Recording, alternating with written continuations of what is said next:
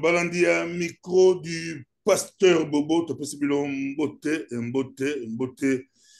Aujourd'hui, micro du pasteur Bobo, bala TikTok, vous allez en botte la bino, vous allez en botte la bino, vous allez avoir, tu vas na YouTube, vous allez bien tu solo là. Tokei na mboka ya Allemagne, mboka ya Allemagne makambo, il y a la micro du pasteur Bobo makambo Bobo yango nulle part ailleurs. Nde bozomona tozala bandeko na mboka ya Allemagne, bandeko ebele basi na mibali na mboka ya Allemagne. Que se passe-t-il en Allemagne? Que se passera-t-il en Allemagne? Toyebi biso la Belgique eza ya koyinda, biso la Belgique eza mawa, biso la Belgique eza catastrophe. Tobandi bonne année mabe makasi na Belgique. Toyebi te soki bango na Allemagne babandi yango ndenge nini. Na kobandana nani naboni papa bienvenue na bandi na yo et puis maman ozwa papa bienvenue mbotela yo. Mbote na kombo na Yesu. Boli Bonne année. ah bonne année, merci beaucoup. Bonne année, merci beaucoup. Biso ba la Belgique to bandi bonne année mabe moko kosanate. Boli bino kuno na Allemagne. Biso na Irlande toza bien. Ayuza Tozolanda na Irlande. na Irlande. Nga Irlande wewe. Makambo ngazo lokola na Tozalaki no na Allemagne. Tozalaki no na Allemagne yango lobi ndenge wana. Na moli makambo na moli oui Irlande dakata Irlande. Tozalaki no na passé en Allemagne. Oui. Merci beaucoup. Nambo ya Bundes, nambo ya Irlande. Bonne Irlande. Irlande ouais. Toza bien na Manzambe, kolo azobatela biso. Peut profiter pe na occasion pour te présenter ma condoléance na famille à journaliste toyebi ke to père ndeko na biso azaye musali munene frère Francis Nzambe aza na biso. Oui, tout bon si Francis Kakonde na Belgique eza mawa et ça dit pas si na bi de loba beaucoup de journalistes baza kuna une délégation ba tu ba ozala kuna lilo je ngala ozala jour enterrement pe na ozala pe lobby kuna na ozala pe na ba lien na deux côtés na ba lien na entre côté journaliste et côté maman Wabotier na très proche de maman Wabotier makambo yo eza pasi na kesko e pa ya mama Charlie et Mukenga mbote papa Charlie pardon mon papa que nazo mama Rose au fond la micro là ce qui maman Rose a fondé micro te papa Charlie mal pas non. Bonsoir, Papa Bobo, on a des cognos sur vos hôtels là. Et là, Papa Charles, Papa Pépé Kibala, à partir il y a Londres. Oh, Papa Pépé Kibala dans London City. Yeah. Mais bossa dinga bien, exemple international. Vraiment, vraiment. Na sepeli makasi eza international, nga kasi eza bala bundes. Bana bundes karate, eza papa. Na sepeli makasi. Na sepeli papa Pépé Kibala moyembe monene ensemble. Yepi na mbage na émission. Na ba Pépé Kibala Belgique, c'est un bel Belgique na une très belle émission. Vraiment. Pas bienvenue aussi. C'est pas bienvenue. Émission de Bima dans le Congo. Et Bimate, mais ce n'est pas un problème. J'ai beaucoup de vidéos. Faut être en hôtel, on a dans ta bio là. Et Bima qui est extrait mouké au Tozari na église na prophète. Mais complet Bimate. Ah ouais, complet de Bima. Ce n'est pas un problème. Donc, on a un papa Pépé qui bat là dans Belgique, là, dans le studio là. Il y a comment dans le studio là, dans un bail présent. Et ça là qui toko, mo yembi, mo sali, mo nene yanzam. Na ba question belé, lo, ba question c'est belé, ben. Na bola bebi sa mara mobile, bola pour sa boloba. Na bola bebi sa pour na ba question awa. Pas Pépé qui bat là. O bilo ba yembi bo tumbi mboko. Na ba question mo ko salate mais. Na bateli ka pour boire na papa bienvenue ba bi ba pasteur bo tumbi mboko janvier bandi ma belle petite maman Rose maloba pas la maman Rose. Oui, merci papa Bobo, pasteur Bobo. Et na komisi nzambe na pesi biso nyonso bambote et puis na souhaiter na biso nyonso ba bonne année. Kolo azali nzambe ya temps na ba circonstance ayebaki moment ya journée ya lelo ke tokozala ensemble azwa lokumu donc micro eza kaka na participa na yo papa pasteur. Oza mboka leli to ba people Nga naza na Allemagne. Naza na Allemagne kota Cologne. Na kota Leverkusen. Tozi mutu Allemagne na kamera. To ba dai ba toza na Irlande, toza na London City, to kena ya Bundes République na mboka ya Cologne. Oza na Cologne. Oui, kota Cologne. Donc pembeni kaka juste ba 15 minutes na Cologne. Toza na village moko eza wana. C'est pas Leverkusen, c'est pas Pardon? C'est pas Leverkusen. Oui, oui, Leverkusen, oui. Vous avez Leverkusen. Oui. Moi, ça va. Est-ce que tu peux Leverkusen? Comment on est? Nkonin. Ah, Leverkusen. J'étais invité à l'église de Leverkusen il y a. Ça peut être une langue, presque une année ou 9 mois ou 8 mois. Bah, église est belle là, peut-être que na habité na au courant. J'étais à Leverkusen, non. Maman okay. Avait ma prophète Shekinah, pasteur. Ah, pas Shekinah, hein? Ok. Ah. Maman Diema, tu peux se malheureusement. Mais faut au fond la micro pour toi kayo makamboyo. En tout cas, bana TikTok bazara déjà belé ko banzoi bazai belé na promet minute to ça la bango version TikTok autre ko la bango to compte bon la bango to solo la pinza belé bozara déjà belé bozo ko to banzoi bozai belé eza matata mama Diema na pese maloba bali kolondao. Merci beaucoup, Pasteur Bobo. Merci, que Dieu vous bénisse. Ngana la France. C'est avec beaucoup de joie que je participe à cette émission. Que le Seigneur vous bénisse en tout cas. Tu es international. Comment tu es pasteur? Évangéliste Fausta Autiko Kota Makamboyo. Et le gars la micro du pasteur Bobo Makamboyo. Bogozoyango, nulle part ailleurs. Évangéliste Fausta. Donc, aujourd'hui, mais au bout de ce petit magasin, ils ont une conférence internationale. Pour Namoli, Irlande, Namoli, Angleterre, Namoli, la Belgique, aujourd'hui, maman na Allemagne, et ça les biso bien Makassi, et ça les biso bien Makamboyo, et ça les biso bien. Na personne de malabala diema, ce peut évangéliste Fausta Kota. Mais la zongeli sur bino. Pour passer un message, quel message besoin d'angola pour qu'on a l'élo et qu'on soit la biso bien. D'abord, évangéliste Fausta Mbotenayo.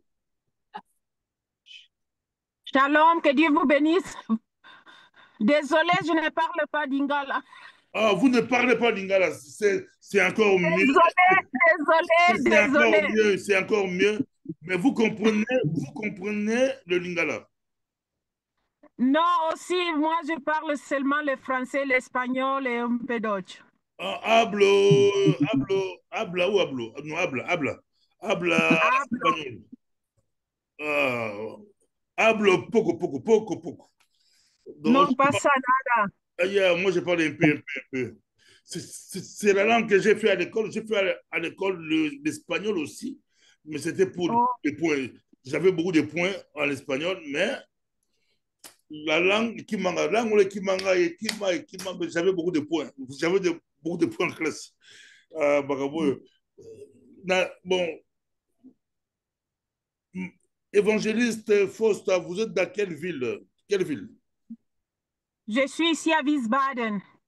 À Wiesbaden, en Allemagne. Oui. Ah, ça, c'est bon.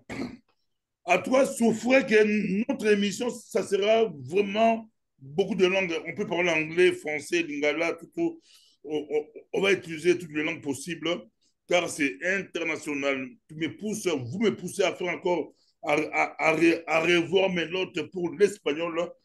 Même j'ai perdu l'allemand parce que je parle néerlandais. Avant, je comprenais un peu l'allemand, mais quand j'ai fait le néerlandais, l'allemand et qui m'a. Vous avez la parole. Je ne sais pas qui va commencer pour nous expliquer votre vision, votre projet. Vous avez la parole. Et premièrement, je vais vous demander pardon. J'étais dans une autre réunion. Je pensais qu'on va terminer à 19h, mais vous connaissez un peu les choses. Nous avons terminé un peu en retard, donc désolé. Et la vision, c'est de la femme qui est celle avec l'enfant. Vraiment, c'est quand j'avais écouté les thèmes, j'étais très content parce qu'il y a beaucoup de femmes qui sont vraiment celles qui ont besoin d'aide. Ici en Allemagne, on a beaucoup de familles, de femmes qui sont seules. Moi, je suis évangéliste de l'église La Colombe de Wiesbaden. Et mon pasteur, c'est pasteur Andrés Makambu.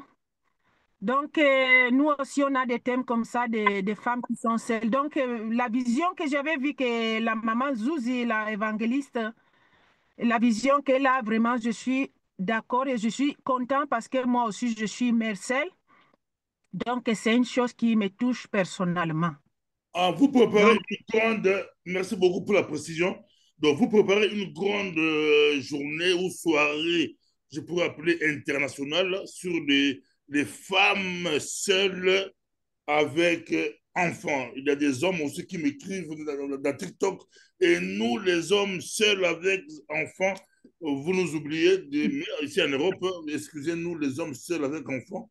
Ici en Europe, généralement, la majorité, c'est des femmes seules avec enfants parce que on s'est dit que vous êtes l'homme est fort, un homme est fort, un homme peut facilement chercher une autre femme pour encadrer l'enfant, mais une femme pour aller trouver directement un autre homme, c'est un peu compliqué, mais c'est pas à moi de le dire, c'est aux intervenants. Papa Pepe Kibala, how are you? How are you? I'm fine. What about this meeting? Olingolo bali papa la biso na yepa na yo. Ça nous fait plaisir. Hein. Femme, le thème, maintenant au fond de la mission thème, et puis nous avons pasteur, donc thème, mais c'est quoi? Vous avez pasteur pour bailler, qu'il a bien comme un pasteur. Bon, comment ba pasteur peut-être bazana bapel na bango nga na benga maka lokwa moyembi nzambe neno a changer te mokola ko changer na o changer mais na ndimite ka o changer thème oyo na sepelaki nango mingi na aspect moko lisusu eza na thème parce que l'air bazolobela femme seule avec enfant et bazolobela pe n'importe quel enfant te.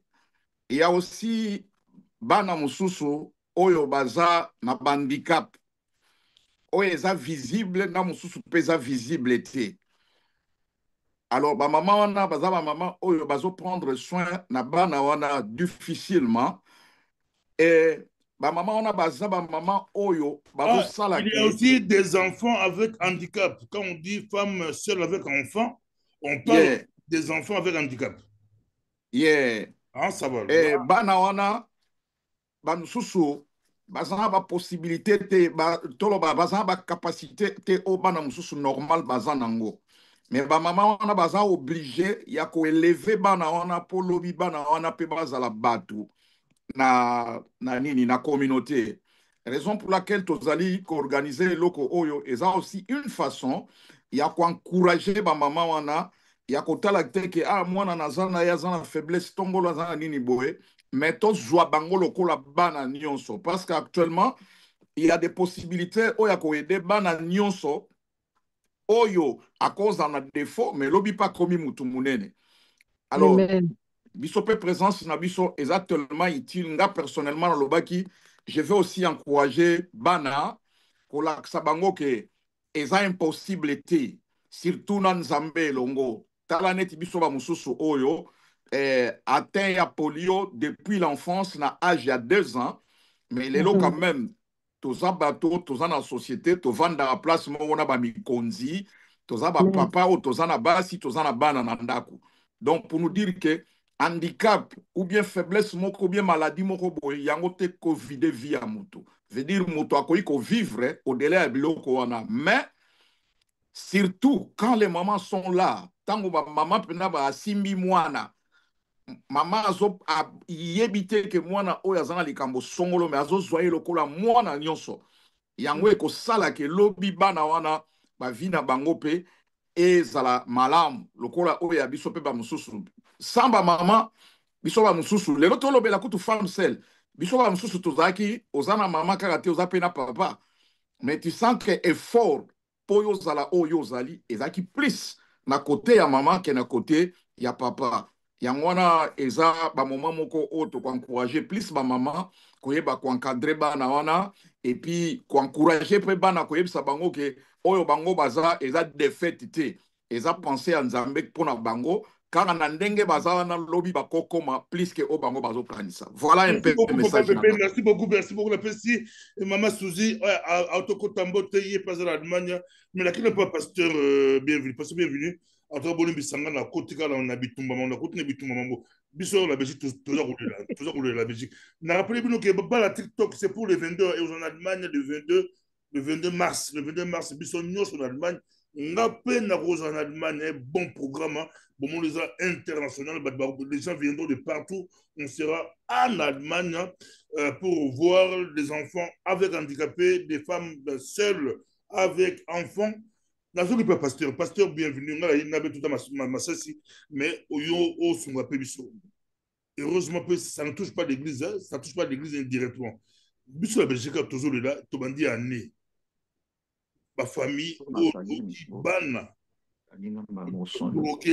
drogué bana ko violé bana il y a eu même des cas où maman des femmes qui ont couché avec leur fils moi maman zobimanaye et c'est un scandale na Belgique Belgique ils ont winda moto za kopela drogue sexe les gens font des partous basi ya mabala ba célibataire là basi mabala na ba mibala babala na ba célibataire baza kosangana ensemble basa la buzoba na pesi maloba rapidement maloba et panayo. Bonsoir lisusu babonane na bandeko nyonso baolanda biso et azana esengo pasteur Bobo na omona esusu te nayebi te soki eza interrompi nazali nali nde nalobaki naza na esengo ya kozala na kati ya projet oyo e soki tolingi tozonga moke par rapport à likambo pasteur Bobo alobi eza nango problème ya sika na misu na biso mais par rapport à Bible eza nango likambo ya sika te parce que esengeli biso bana Nzambe toyebake mokolo na mokolo ndenge mikolo ezopusa na mabe ezokola nde kokola et maintenant pour que to combattre mabe oyo biso en tant que bana na Nzambe to se présenter lokola ba instrument ya nkolo pour que Saint-Esprit pe asalela biso po tozala mesure ya kochanger ba données et tango lelo mabe koli ba mama ba komo sala ba acte tozo kezo sala na niveau Europe tout et tout c'est tout simplement parce que batu ba so salela Nzambe vraiment te ba musupe ba do kenene ba église mais ba okutama na ba bêtises on tout simplement parce que ba otik espace na Saint-Esprit te si go fait église aye ba jouer rôle na église ko s'élever ko évangéliser les bandes d'évangélisation ko sala ba activité spirituelle et c'est comme mouvance à Saint-Esprit et ba no mouver pour que batu musuba zo grâce à ozala sauver et raison pour laquelle na zape na esengo ya participer na événement où il y a le 22 mars parce que ces événements moko et ko impacter batu ndenge papa na biso pepe ke bala pesi exemple na ye eza profond il y a botama qui na problème azwa ki problème à polio mais Jésus-Christ a restauré histoire na ye lelo histoire na ye changea on parle de pepe ki bala aza icône na gospel et ko changer te et tika la team kolo yeso ya donc Jésus-Christ a merci beaucoup respect public mais aussi ça relaté ça pour ça deuxième partie apparemment Maman Suzy rapidement ça va commencer à quelle heure et aussi la heure ça va se dérouler comment aux endings to banda programme na biso ndenge eza toujours na fiche na biso na 14h jusqu'à 19h le 22 mars 2025 de 14h à 19h. Ouais. Dans le programme, il y aura musique et vous avez message. Et vous avez la quantité, c'est Papa Pepe qui bat à Rosa Motei, to à Rosa Moembi. Et vous compliqué. À reposer sur le bâtiment, ça sera comment Papa Labisso, bienvenue en Irlande. À reposer sur le message, c'est Bozu, Bataille, Moussou, Mindele, Barosala, ça sera comment les Arabes communauté, tous en Nengen, la personne Maloba, et comme il est international, ça nous intéresse aussi, puisque la Belgique, à ta Belgique, il y a Rwanda, Belgique, écoute, la salité à Bozoba, heureusement, il touché l'église, j'ai rappelé qu'il touché l'église, mais touché communauté. N'a pas mal. Des journées zali babengi yango journée internationale de la femme.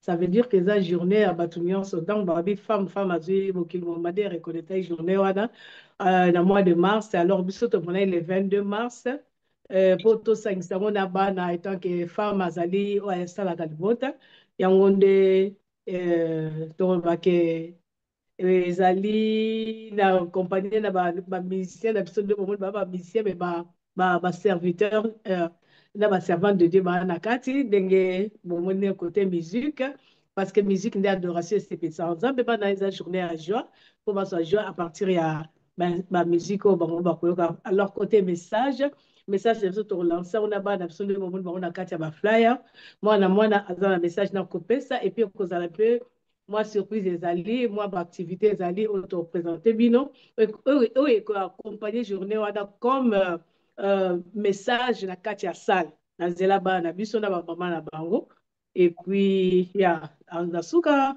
tosepela tobina parole de Dieu ezangaka te parce que eloko nyonso ebandaki na liloba so ikolasali biso grâce ke tokutana toujours na oyo ya kotelemisa pesa biso ne fils que 10 minutes mpona koprésenter plus Christ oyo asali ke journée yango ezala tokoyebisa bino mais journée ezali nde ka bomoni wana kati ya bafiche pase bobo puis présentatrice na biso ali akangisi biso eza mama Kadi et puis jeune fille na biso Gladys accompagné et puis ya lokola na Allemagne nde yango bomoni naza kozwa charge na organisation et kozala mpe kaka biso te mélanger toujours na moko ya mboka na biso parce que eza na bana handicap oyo bali mpe na kati ya mboka oyo po boyeba mpe bangoki eza kaka mpona baafricain te mais eza mpe mpona eza partout dans le monde. C'est clair, c'est pour les enfants handicapés, c'est pas pour les enfants, femmes seules avec enfants normal, c'est enfants handicapés. Les enfants normaux vont accompagner les enfants handicapés pour que le bakenanda bazovivre na enfants on peut bazali normal alors to kocha bango bazali isolé te que baza handicap comme si bakoza la ka bango moko na ko na bango c'est pourquoi to sali journée wana ya kosanga na ba mama na ba o baza na bana normal na ça baza normal te ba corriger dans la journée ngo pour tous ensemble et puis to communiquer pour la tira biso. Je crois évangéliste ça fausse ça si vous nous suivez, vous êtes médecin, je suis médecin. Est-ce qu'on peut pas aussi toucher les enfants drogués un jour? Les handicaps, drogue, les handicaps, akokoya, akokutana toujours na joie wana ya ba maman ba olingaye na modèle azali parce que so lingaye so ndenge tozali. Les handicaps, akokoya. Pas bienvenue, on le tout ça. Maintenant pour ça la bien aussi bolingi soit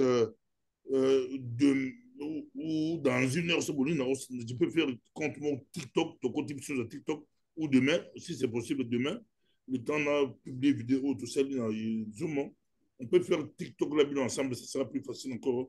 On peut faire TikTok, bazar au tal, plus de. Il n'y a pas de souci. Il n'y a pas de souci, parce que bon, on est là, tous là. Bon, donc, si les sous-soupés, docteur, on a la jour en gros.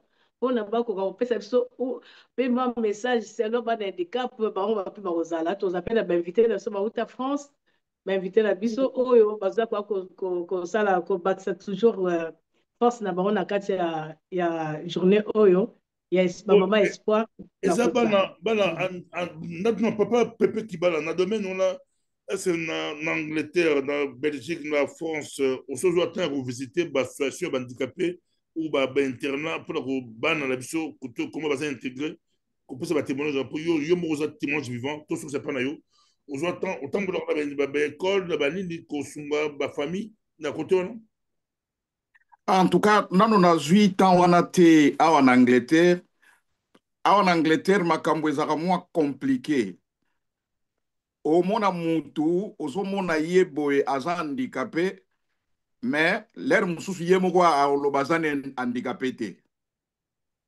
donc difficulté Angleterre yango wana mais na ba pays mususu si Dieu le veut peut-être en avenir moko proche to bando sabilo ko wana ko kende ko témoigner Angleterre est vraiment compliqué atanga moko na bureau mususu okoti na bureau mususu bazotuna yo soki oza handicapé bazomona bien ozotambola na beki mais batuna soki oza handicapé so lobi o mais botuna ndenge nini babi oui parce que bamisusu baboyaka na bango lobi azali handicapé te c'est bon mais est-ce que oza la charité moko ya il y a un niveau, il y a un handicapé.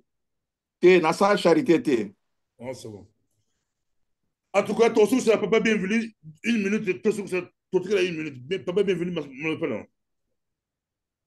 Samba Pambola Mais na votre parole na maman Basi. Kadita, il y a des présentations C'est que parole depuis tout à l'heure, Azolo Baté, micro, on a plus ce que parole.